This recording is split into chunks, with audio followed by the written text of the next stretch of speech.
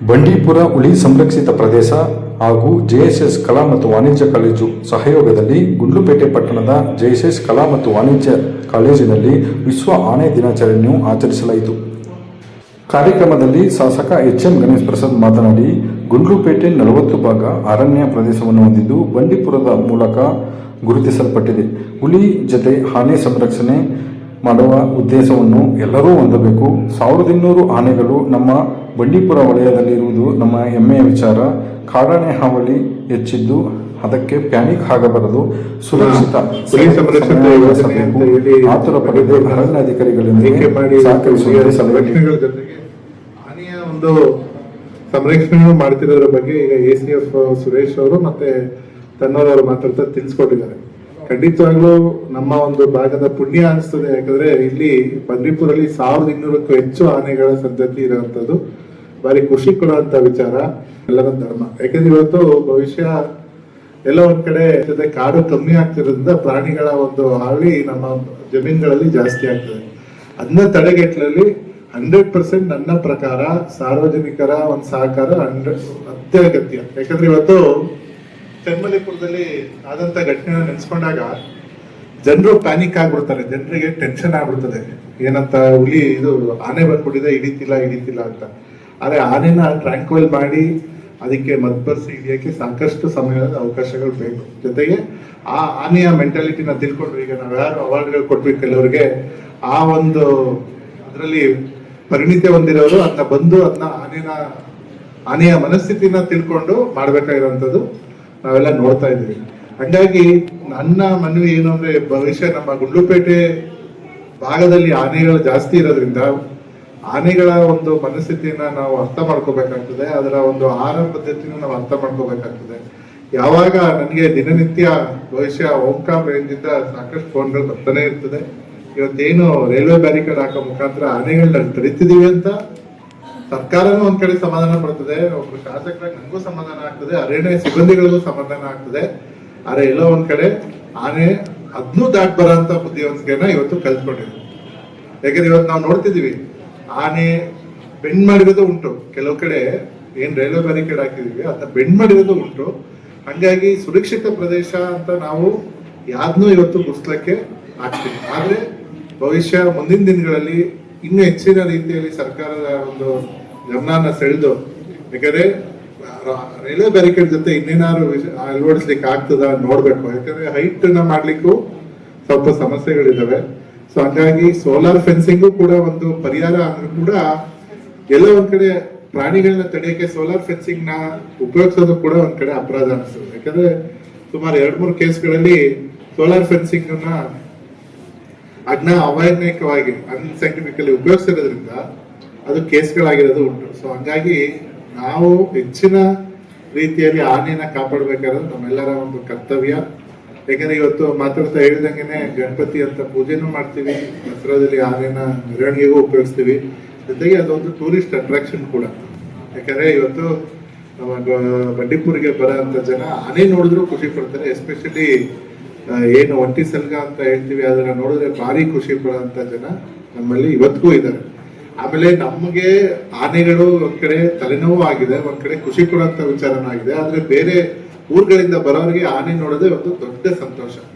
ಯಾಕಂದ್ರೆ ನಾವು ಇವತ್ತು ಎಷ್ಟೊಂದು ಜನ ನಮ್ಗೆ ಫೋನ್ ಮಾಡ್ಕೊಂಡು ನಾವು ಬಂಡೀಪುರ್ಗೆ ಹೋಗ್ಬೇಕು ಸಫಾರಿ ಮಾಡಿಸಿ ಅಂತ ಹೇಳಿದಾಗ ನಮ್ಗೆ ಇವ್ರು ಫೋನ್ ಇಂಟ್ರೆಸ್ಟ್ ಹಾಕೋ ನಂಗೆ ಹೇಳ್ಕೊತಾರೆ. ಅಂದ್ರೆ ಅಷ್ಟು ಅವ್ರಿಗೆ ಆನೆ ಬಗ್ಗೆ ಒಂದು ವಿಶೇಷವಾದ ಕಾಳಜಿ, ಪ್ರೀತಿ, ಆ ಒಂದು ಪ್ರಾಣಿನ ನ್ಯಾಚುರಲ್ ಆಗಿ ಅದೇ ಝೂ ಅಲ್ಲಿಂದೆ ಅದರ ವ್ಯಾಪ್ತಿಯಲ್ಲಿ ನೋಡಿದ್ನ ಖುಷಿ ಪಡೋಂಥ ಜನ ಇವತ್ತು ನಮ್ಮಲ್ಲಿ ಸಾಕಷ್ಟು ಜನ ಇದ್ದಾರೆ. ಜೊತೆಗೆ ನಾವು ವೈಲ್ಡ್ ಲೈಫ್ ಪ್ರೊಟೆಕ್ಷನ್ ನ ಖಂಡಿತವಾಗ್ಲೂ ನಾವೆಲ್ಲ ಹೆಚ್ಚಿನ ರೀತಿಯಲ್ಲಿ ನಿಗಾ ವಹಿಸಿ ಮಾಡ್ಬೇಕಾಗಿದೆ.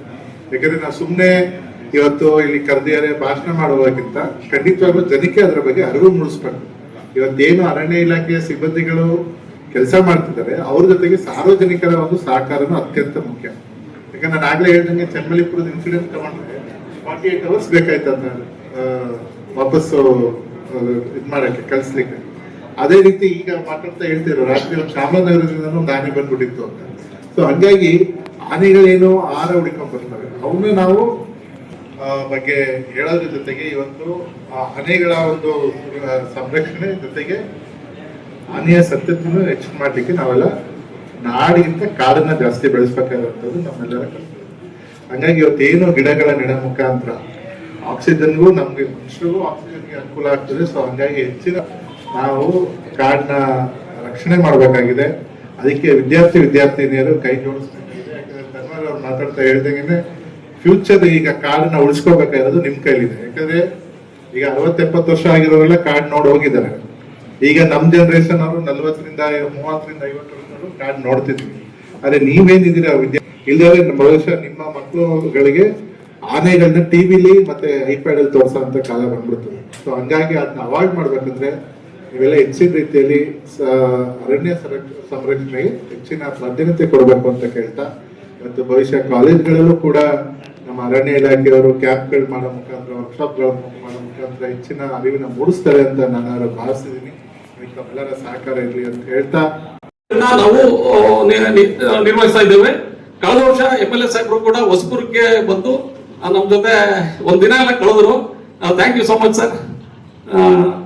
ಅದಾದ ಮೇಲೆ ನಾವು ಹಲವಾರು ಗ್ರಾಮಗಳಲ್ಲಿ ಕ್ರಿಟಿಕಲ್ ಏರಿಯಾದಲ್ಲಿ ಕುರುಬುರುಡಿ ಇರ್ಬೋದು, ಮಂಚಳ್ಳಿ ಇರ್ಬೋದು, ಮತ್ತೆ ಬಾಚಳ್ಳಿ, ಮತ್ತೆ ಅಂಚಿಪುರ, ಇಲ್ಲೆಲ್ಲ ನಾವು ಎಷ್ಟೇ ಇದ್ರೂ ಅವ್ರ ಜೊತೆ ಸಂಬಂಧನ ಬಾಂಧವ್ಯನ ಚೆನ್ನಾಗಿ ಇಟ್ಕೋಬೇಕು ಅಂತ ಹೇಳ್ಬಿಟ್ಟು ಪ್ರತಿ ಸತತವಾಗಿ ಮೀಟಿಂಗ್ಗಳನ್ನ ಮಾಡಿ ನಾವು ಅವ್ರ ಜೊತೆ ಹೊಂದ್ಕೊಂಡು ಹೋಗ್ತಾ ಇದ್ದೀವಿ.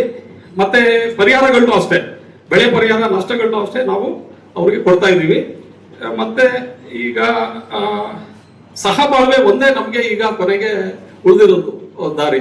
ಹಾಗಾಗಿ ನಾವು ಪ್ರಾಣಿಗಳನ್ನ ಸಂರಕ್ಷಣೆ ಮಾಡಬೇಕು, ಅರಣ್ಯ ಸಂರಕ್ಷಣೆ ಮಾಡಬೇಕು, ವನ್ಯ ಪ್ರಾಣಿ ಸಂರಕ್ಷಣೆ ಮಾಡಬೇಕು. ಅದೆಲ್ಲಾನು ತಾವು ಇನ್ನು ವಿದ್ಯಾರ್ಥಿ ದಶೆಯಲ್ಲಿ ಇದ್ದೀರಿ, ಮುಂದಿನ ದಿನಗಳಲ್ಲಿ ತಾವೆಲ್ಲ ಇದನ್ನ ಅಳವಡಿಸ್ಕೊಂಡು ಮುಂದಿನ ಪೀಳಿಗೆಗೆ ನಾವು ಈ ವನ್ಯ ಪ್ರಾಣಿಗಳನ್ನ ಅವ್ರಿಗೆ ಹಸ್ತಾಂತರ ಮಾಡಬೇಕು.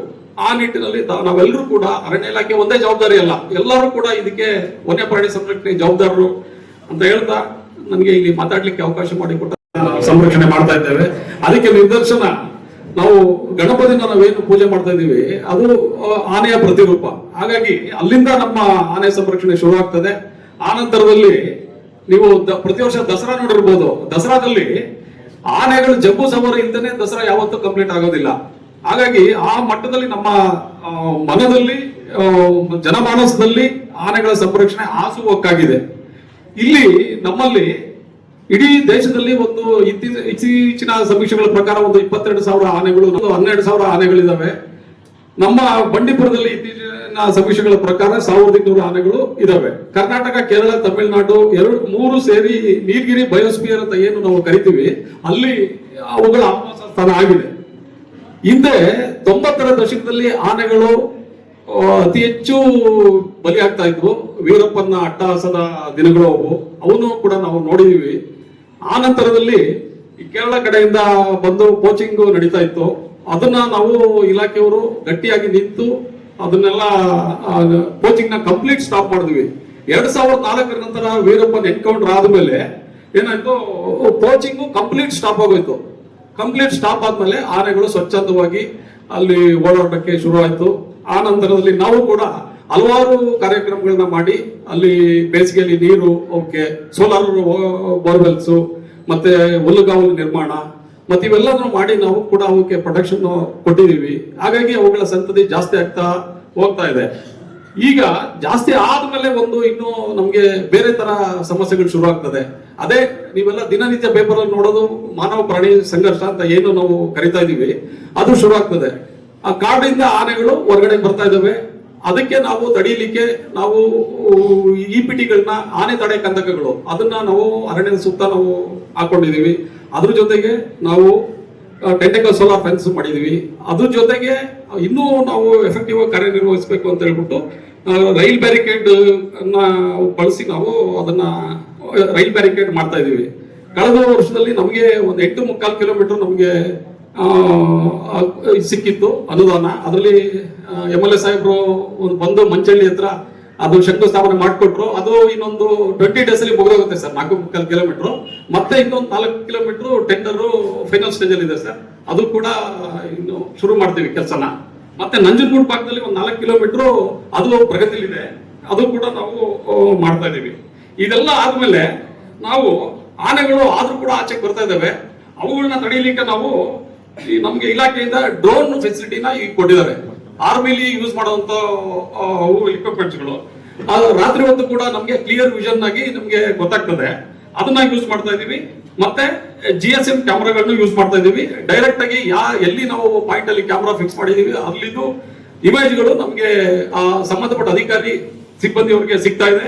ಮತ್ತೆ ಗ್ರೌಂಡ್ ಸ್ಟಾಫ್ ಕೂಡ ಅಲ್ಲಿ ಅವ್ರ ಮಾಹಿತಿ ಕೊಟ್ಟ ಅಲ್ಲಿ ಹೋಗಿ ಅದನ್ನ ಆನೆಯನ್ನ ಹಿಮ್ಮೆಟ್ಟಿಸಕ್ಕೆ ಪ್ರಯತ್ನ ಪಡ್ತಾ ಇದ್ದಾರೆ. ಮತ್ತೆ ನಮ್ಗೆ ಬಂಡೀಪುರಕ್ಕೆ ಸಪರೇಟ್ ಒಂದು ETF ಟೀಮ್ ಕೊಟ್ಟಿದ್ದಾರೆ. ಅಲ್ಲಿ ಒಂದು 32 ಜನ ಸಿಬ್ಬಂದಿಗಳಿದ್ದಾರೆ. ಅವರು ಕೂಡ ಎಫೆಕ್ಟಿವ್ ಆಗಿ ಕೆಲಸ ಮಾಡ್ತಿದ್ದಾರೆ. ಇದ್ರ ಎಲ್ಲ ಜೊತೆಗೆ ನಾವು